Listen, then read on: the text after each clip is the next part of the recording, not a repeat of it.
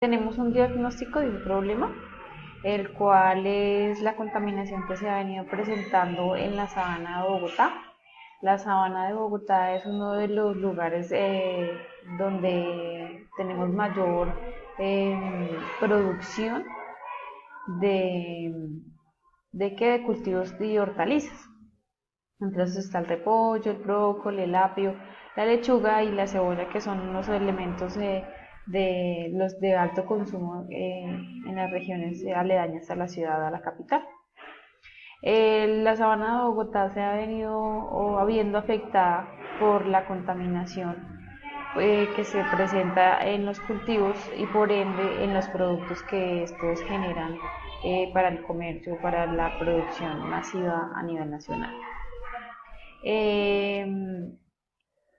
Estos cultivos se han venido viendo afectados primero pues por la generación de pesticidas, herbicidas, que son los elementos digamos que los productos químicos que se le están implementando a estas áreas, a estas hectáreas para pues, evitar la generación de elementos o de otros seres que puedan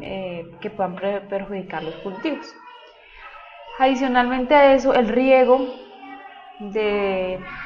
de los vegetales se está generando con agua del río Bogotá. El agua del río Bogotá contiene en ellas algunos elementos o unos productos químicos como metales pesados, como el cadmio, el arsénico, el plomo, que sobrepasan algunos límites permisibles y estos, al ser absorbidos por los vegetales, pues generan una contaminación no solamente a nivel vegetal o de los vegetales, sino también a los seres humanos, afectando así entonces en cadena los vegetales, a los seres humanos. Y pues para eso necesitamos tomar medidas drásticas para evitar pues que se siga generando esta contaminación y esta cadena de impacto no solamente hacia la naturaleza, sino hacia el ser humano. Podemos ver en esta imagen cómo es como la sabana de Bogotá. La sabana de Bogotá generalmente es un plano. Lo que hacen es cultivar por partes, por zonas y clasificar sus cultivos. El riego que se genera, como anteriormente lo digo, es con el agua del río Bogotá. Es un agua que está contaminada, que ahí es donde se desemboca toda la contaminación de las empresas, de las industrias. Entonces, por eso es una de las principales consecuencias que genera esa la contaminación de los vegetales o de los cultivos en la sabana de Bogotá. Hay varias universidades que han hecho como los estudios entre la universidad, por ejemplo, la Universidad Nacional de Colombia realizó un estudio en donde identificaron cuáles eran los elementos o los productos químicos que en mayor cantidad se identificaban en los vegetales. Y entonces se identificaron que, por ejemplo, entre esos estaba el plomo, el mercurio, el arsénico, y en los productos con que mayor se podía presentar esta contaminación era la lechuga, el repollo, el brócoli, y son elementos que tienen un alto consumo a nivel nacional y sobre todo en la población aledaña a la ciudad, a la capital.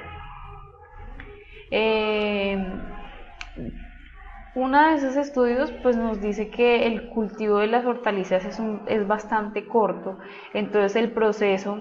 digamos que de una semana a 2 semanas, es más la absorción que tiene de agua, y en esa agua que está contaminada pues la contaminación es muchísimo más alta debido a que su hidratación es con agua contaminada. Entonces el ciclo no va a tener siempre una purificación, una agua normal o agua tratada, sino es una agua contaminada, y pues en el proceso de las plantas lo que hace es absorber metales pesados, los nutrientes que tenga y la absorción que requiera pues en medio de la hidratación.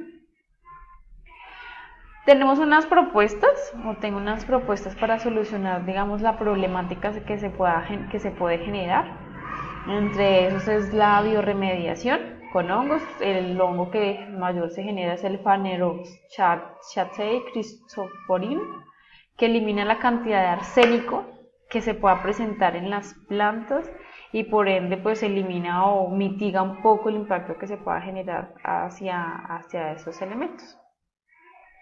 Y una de las medidas o de los métodos de implementación que más éxito ha tenido a nivel mundial, que es la fitoextracción, que lo que hace es una tecnología bastante buena, que lo que hace es que mediante su proceso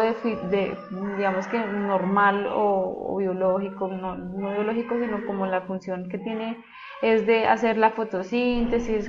las plantas hacen la absorción normal de los nutrientes, entre esos también los metales, y en su proceso como tal en los tejidos aéreos, lo que hace es que en las ramitas en sus tejidos está acumulado los metales, o sea que ellos los absorben y no los expulsan directamente al medio ambiente, sino que ellos se quedan con ellos y después en un proceso posterior lo que puede hacer uno es se hace un proceso de transformación o disposición final en un vertedero, o se hace la incineración o se realiza un compostaje con esto, pero digamos que no va a ser directamente hacia un producto como por ejemplo son los vegetales que se genere este tipo de contaminación. Entonces digamos que la fitoextracción es una tecnología, una medida de implementación muy eficaz que recomiendo para que se pueda mitigar un poco el impacto hacia la sabana de Bogotá en cuanto a la contaminación por metales pesados. Así se ven algunas esta es una de las imágenes de cómo se extrae el producto o el líquido, el agua del río Bogotá para ser utilizado como riego. Tengo algunas recomendaciones y algunas conclusiones, rápidamente voy a